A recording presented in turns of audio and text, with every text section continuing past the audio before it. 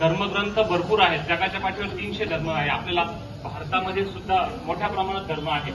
पण बाबासाहेबांच्या हे लक्षात आलं की धर्मग्रंथ एकमेकांना जोडू शकत नाही, एकमेकांना बांधून ठेवू शकत नाही. प्रत्येक धर्माच्या धर्मग्रंथांमध्ये वेगवेगळे तत्व, वेगवेगळे विचार सांगितलेले आहेत.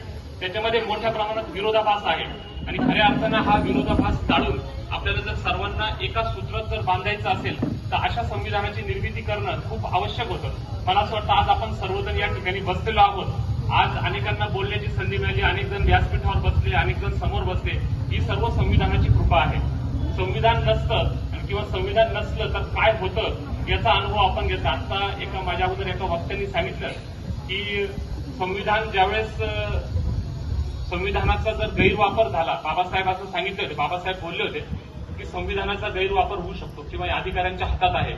शेवटी संविधान कसं वापरायचं हे आपल्या हातात आहे.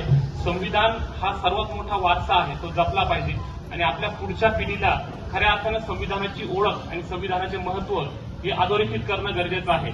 आपण पुढच्या पिढी